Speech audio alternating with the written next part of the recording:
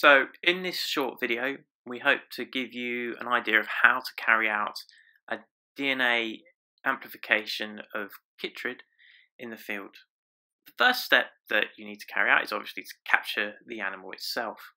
Here you can see the animal being placed into a pipette box.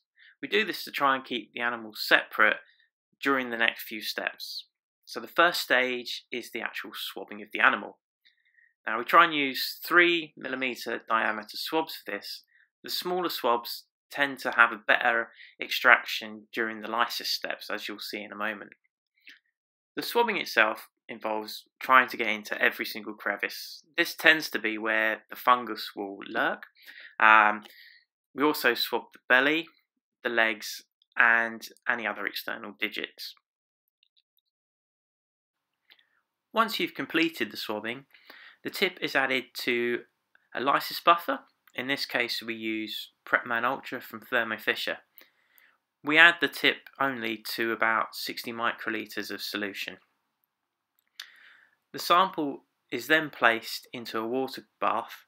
In this case we use a camping stove, and what we do is try and maintain a temperature for 10 minutes at around 90 degrees. This enables the lysis buffer to start freeing up the DNA into solution. 10 minutes later and we're ready to carry on with the process. Prepman solution is basically a salt extraction. Now, one of the problems with using this type of method is that salt can actually inhibit DNA amplification. So in order to get around this problem, what we do is a dilution of the lysis buffer DNA mix to about 1 in 10. Now this tends to work really well for the next few steps.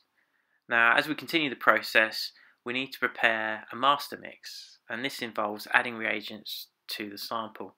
In this case we add primers to the solution, as well as a master mix which contains things like DNTPs and general tag. This is pretty similar to what you see with a standard qPCR reaction. The next stage is to mix the sample. Another reason for doing this is to remove air bubbles. Now when we get to the actual visualization step using, in this case, the Genie, if you have air bubbles present, they can actually affect the fluorescence that you observe on the machine. So here you can see we're starting the machine up, loading the samples onto it and pressing go.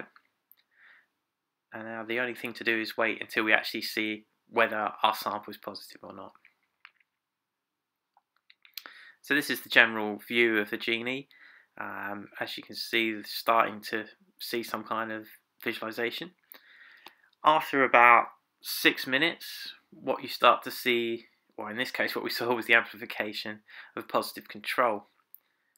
After a further 17 minutes, we actually started to see a positive result. So the animal that we actually caught in this test was positive for Chytrid.